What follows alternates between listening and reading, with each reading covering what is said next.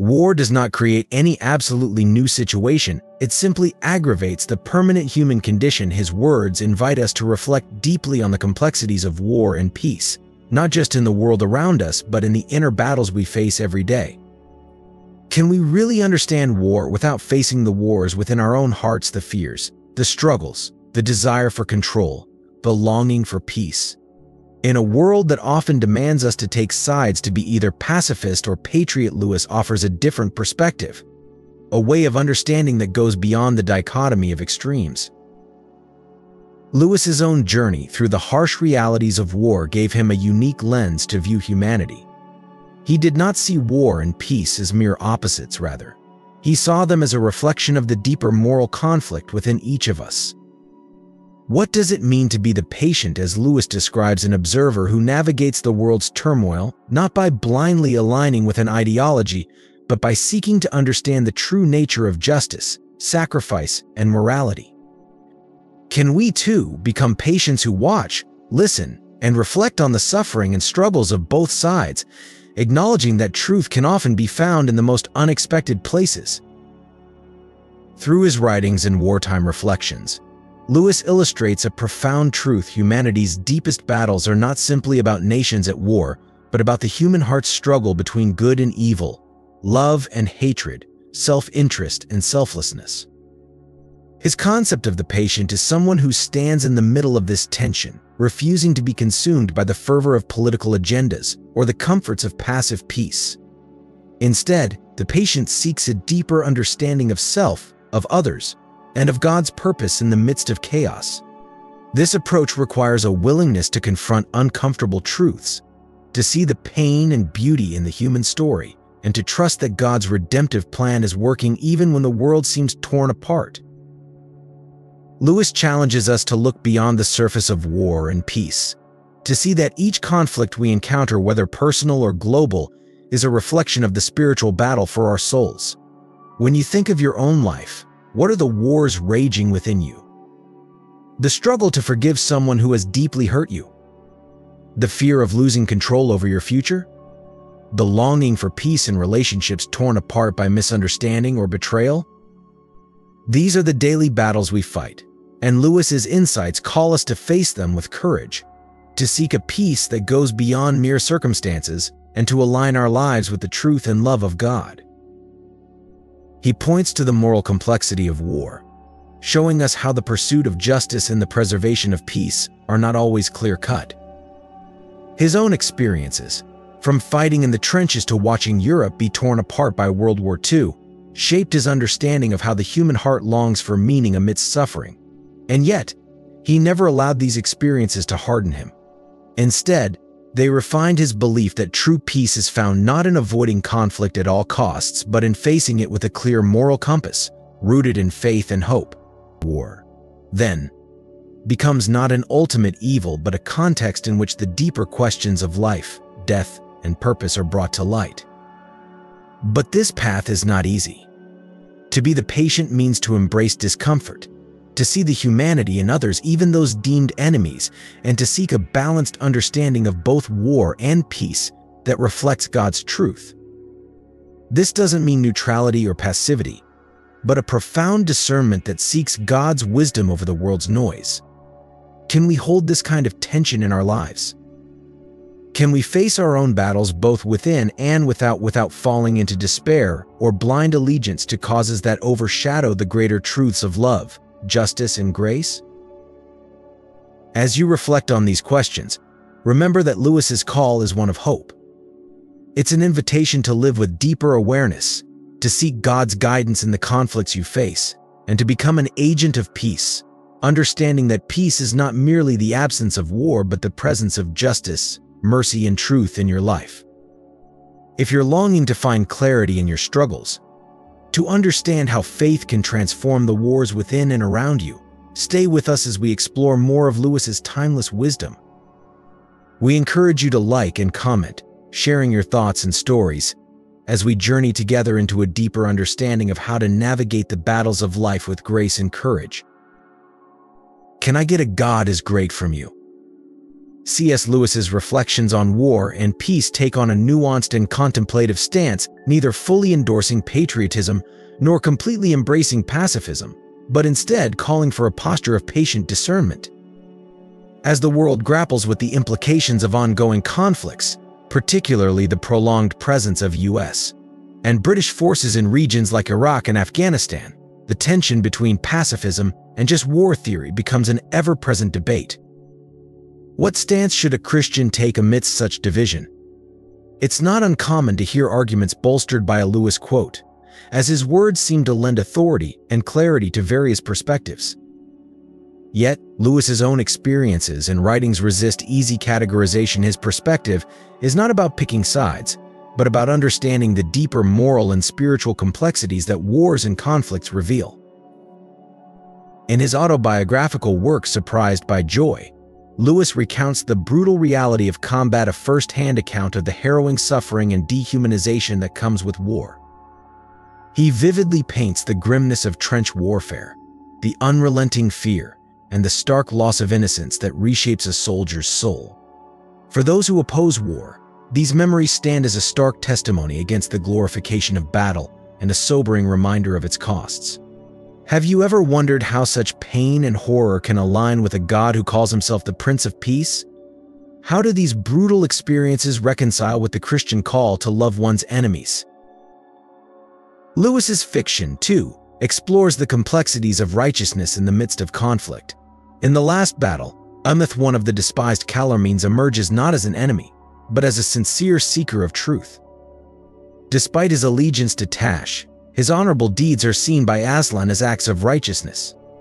This powerful scene raises a profound question: can goodness be found in unexpected places, even among perceived enemies? Lewis challenges the reader to look beyond the labels of friend or foe and to see the heart's true intentions. It's a reminder that God's grace often transcends human boundaries, offering redemption and understanding to those who sincerely seek what is right, even when they come from a different background or belief. So where does this leave us in the tension between war and peace? Lewis's patient approach urges believers to move beyond rigid categories and easy answers, inviting a deeper reflection on what it means to seek justice, show mercy, and walk humbly with God even amidst a world fraught with conflict. As we navigate our own inner battles and the strife around us, Lewis's reflections prompt us to ask, how do we cultivate a heart that seeks understanding over judgment? Can we be patient enough to see beyond our initial biases, allowing space for God's redemptive work to manifest in the most unexpected places? In a time where division is so often the norm, Lewis's words continue to resonate, reminding us to be patient travelers seeking God's wisdom in the journey toward both peace and justice.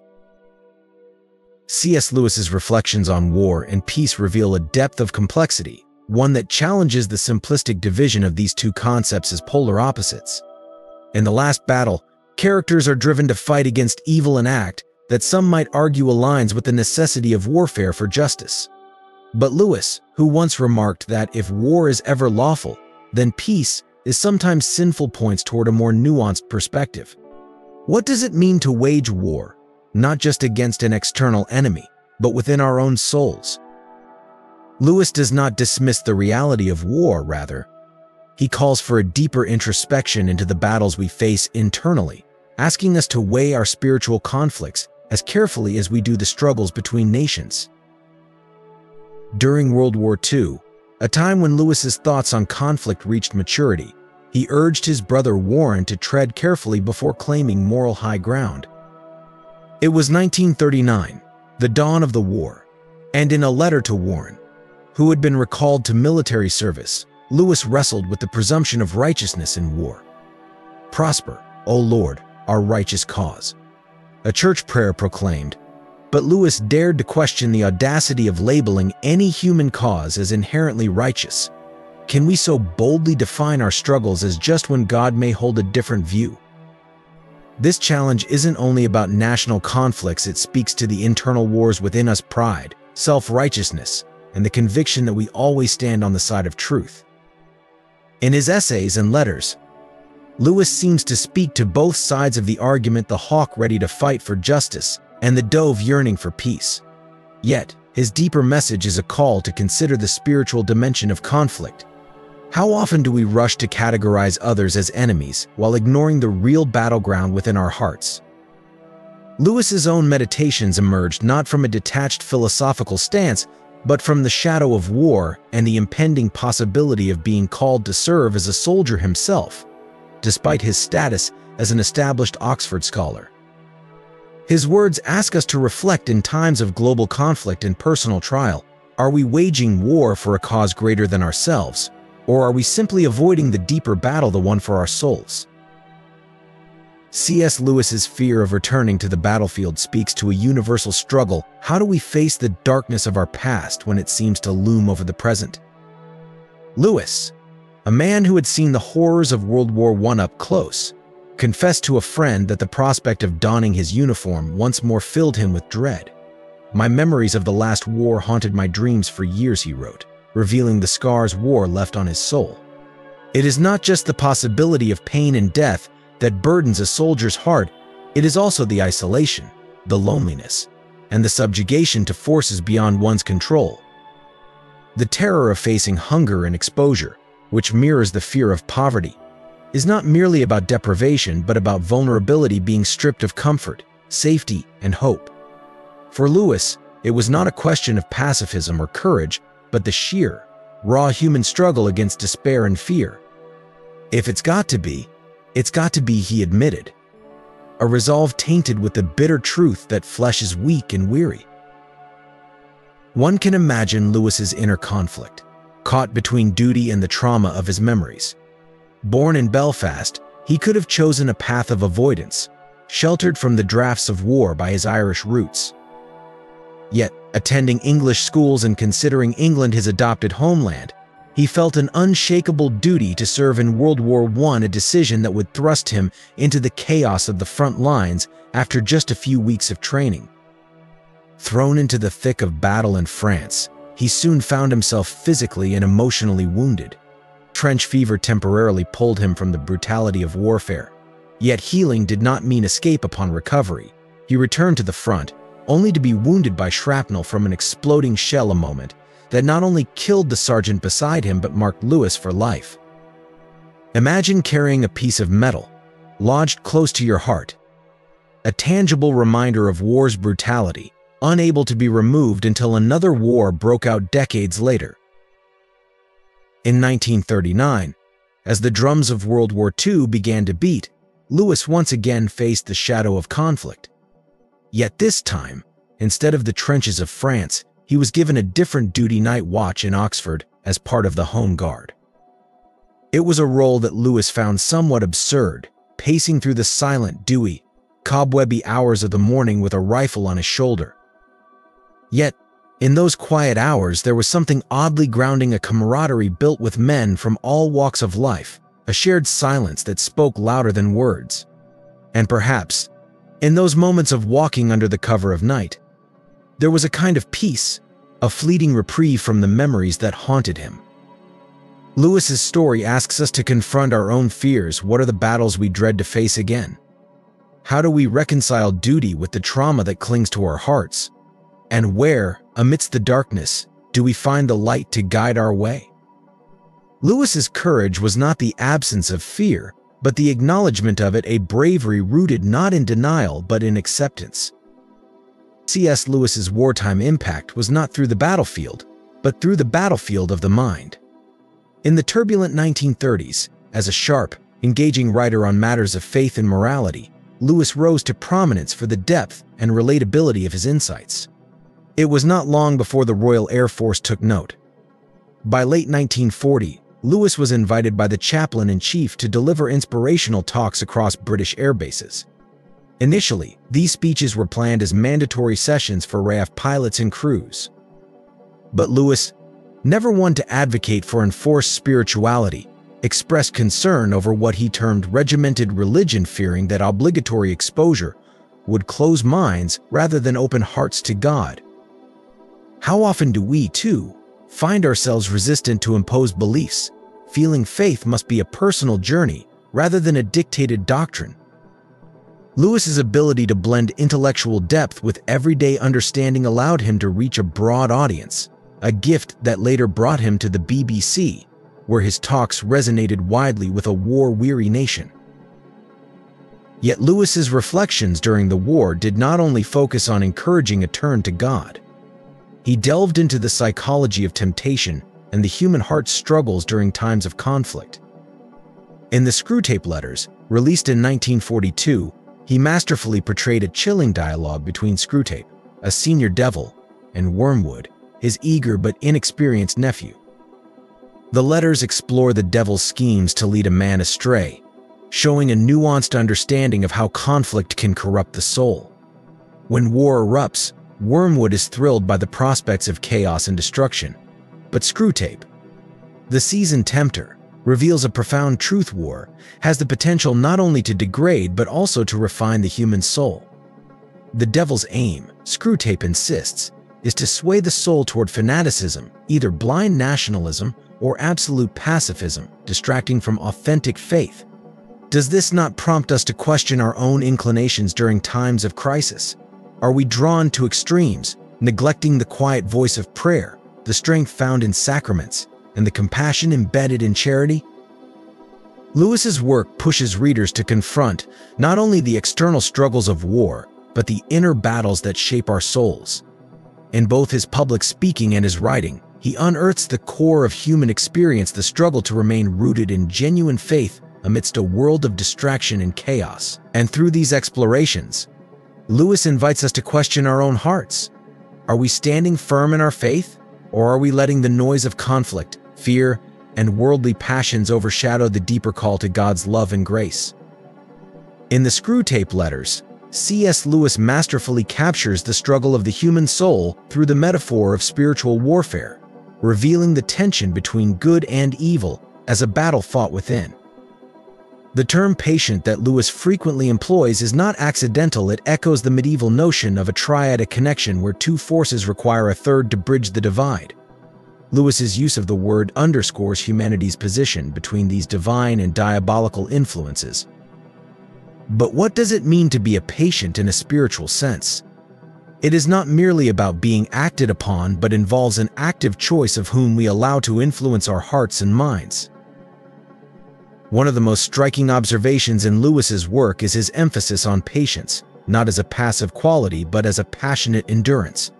This passion, as he quotes from Charles Williams, rests in a patience of passion, urging believers to surrender to God's will while resisting darker, more destructive forces. But have you ever paused to ask yourself, where do you find your patience?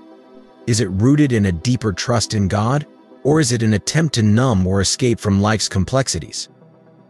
Lewis, writing during the war-torn years, invites readers to reflect on the conflicts that rage not only on the battlefield, but within our very souls.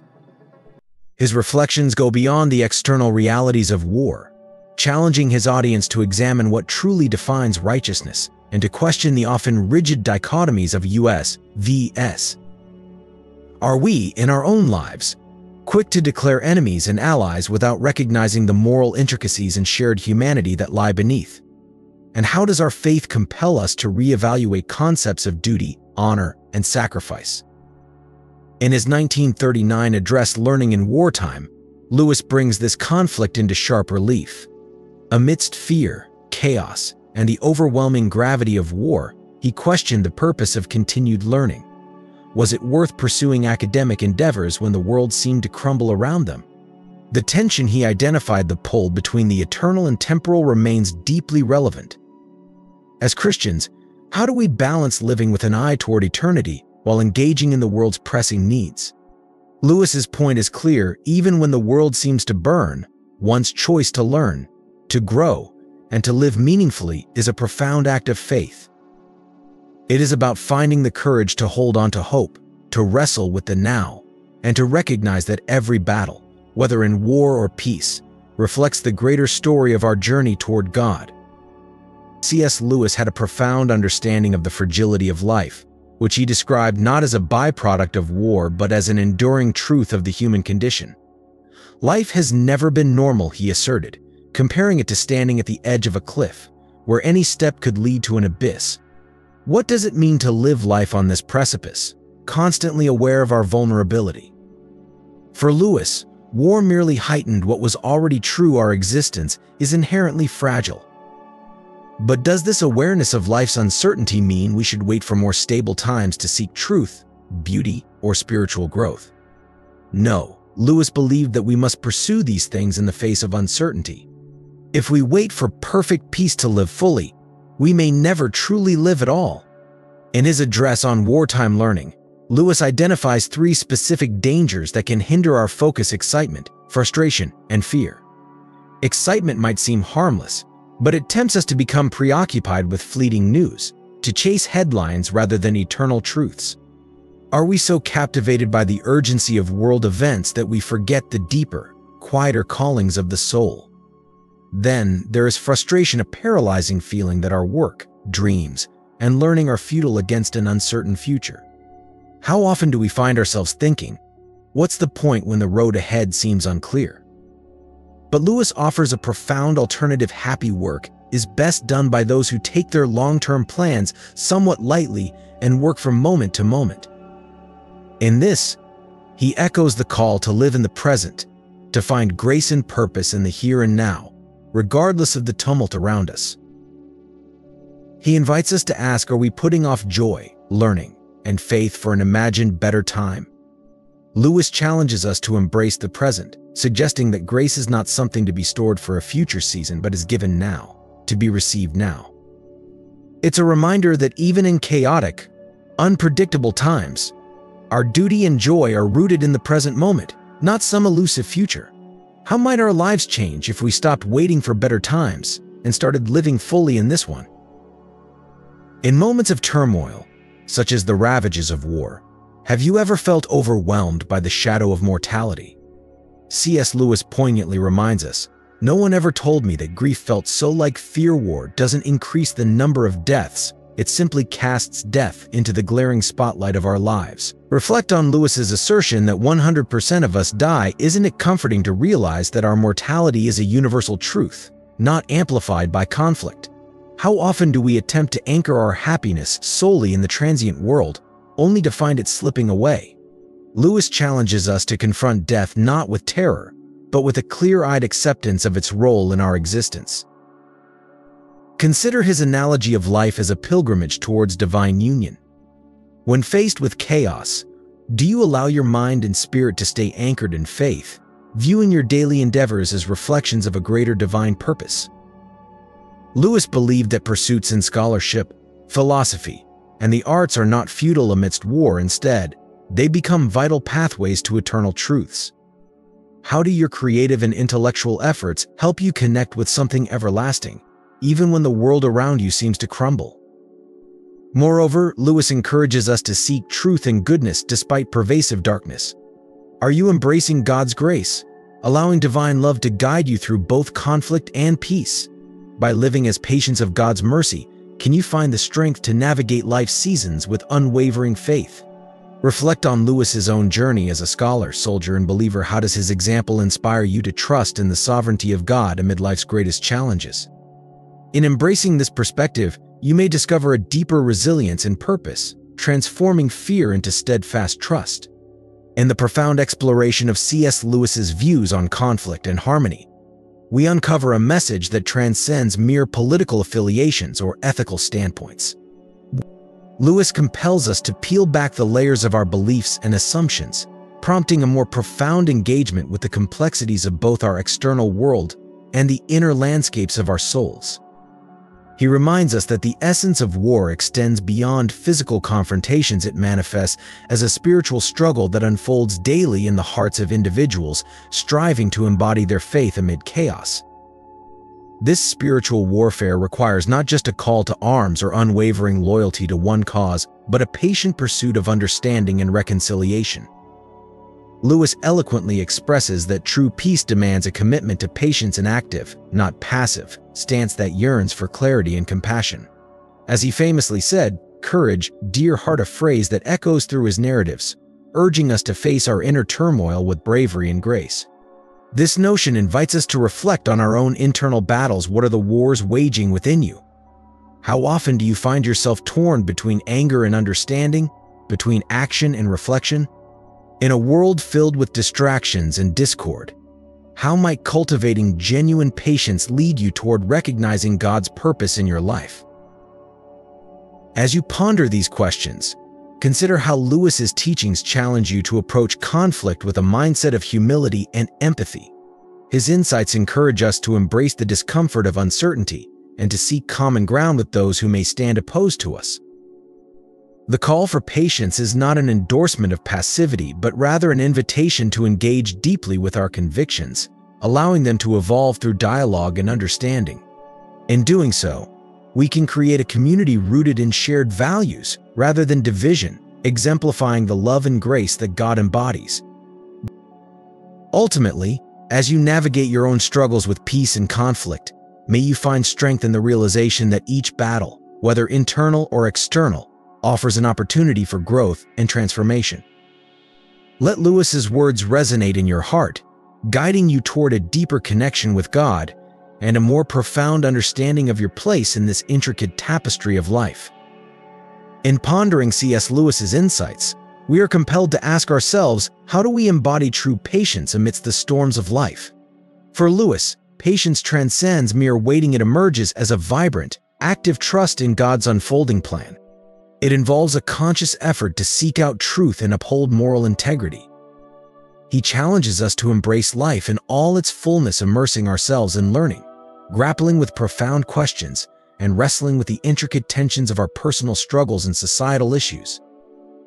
This kind of patience is firmly anchored in faith, reminding us that while external circumstances may assail us, we have the transformative power to choose our reactions. Reflecting on Lewis's wartime experiences, we gain a deeper understanding of peace. It's not merely the absence of turmoil, but rather a profound inner tranquility that can thrive even amid chaos. Lewis teaches us that Christian peace is about faithfully living in a world fractured by strife, holding on to the promise of ultimate redemption.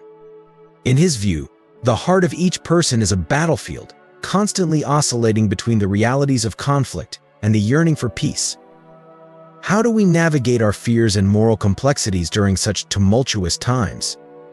In these moments, Lewis encourages us to become patient in God's healing journey, allowing ourselves to be molded by divine love. This transformative process does not promise an escape from life's messiness. Instead, it invites us to find strength and grace within the chaos. As we reflect on our own experiences, it is vital to consider the questions that stir within us. What fears are we grappling with? How do our moral choices reflect our faith during times of distress?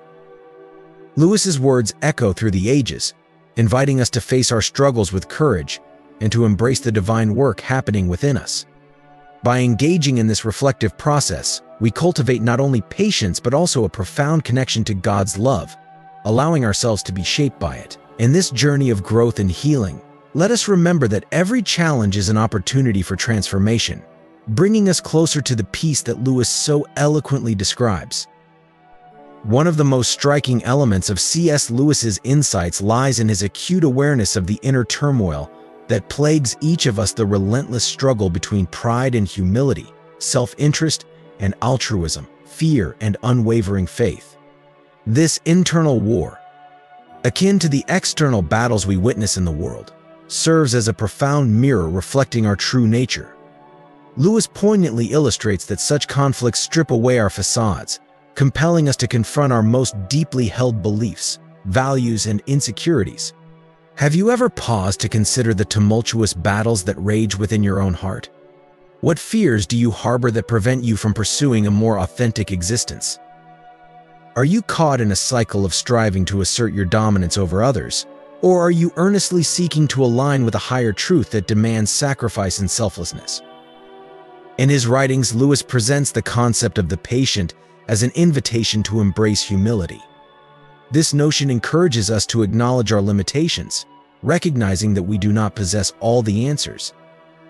Our role, he suggests, is not to impose our will upon the world, but to engage faithfully in the divine narrative that God is weaving. This narrative transcends any individual conflict, nation, or ideology, encapsulating the rich tapestry of humanity's myriad cultures, philosophies, and faith traditions. Have we considered how our unique stories converge within the overarching story of Christ? Lewis implores us to move beyond mere partisanship, advocating instead for discernment and earnest pursuit of understanding God's will in every circumstance. How often do we pause amidst our struggles to seek clarity on how our actions can reflect His higher purpose?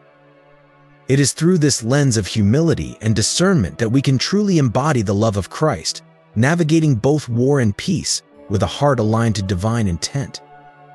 Let us embrace the challenges that arise within us as opportunities for growth.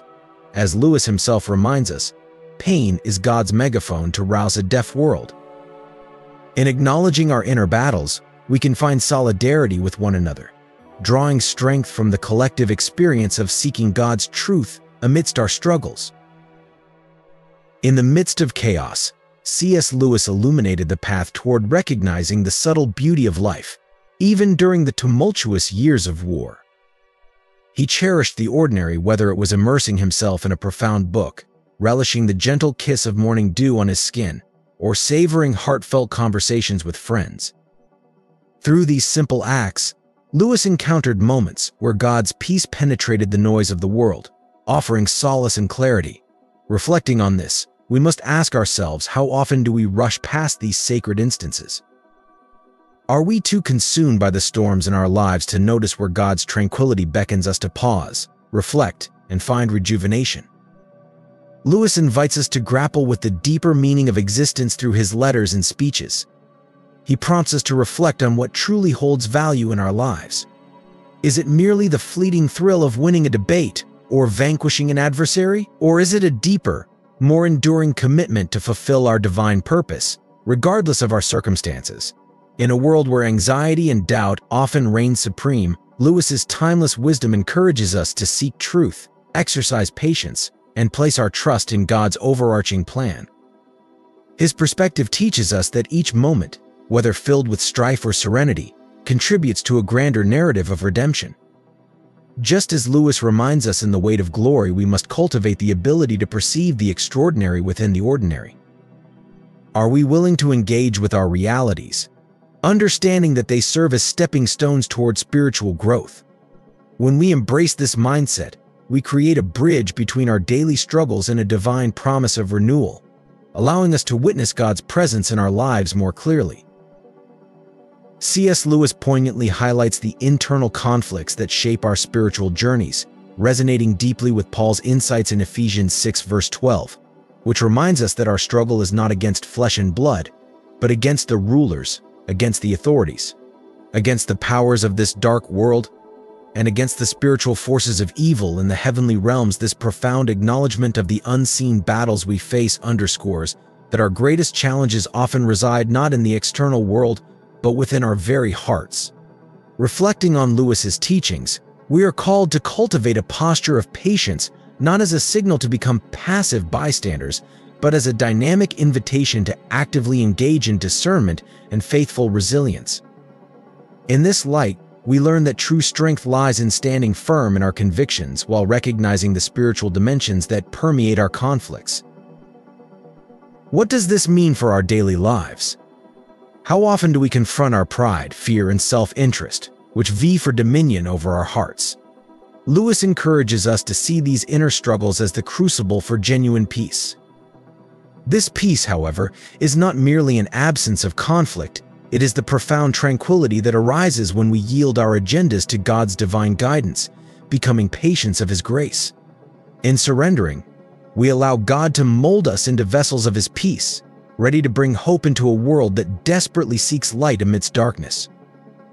As we reflect on our own experiences, it becomes clear that embracing the complexities of our inner turmoil enables us to understand the broader spectrum of human existence.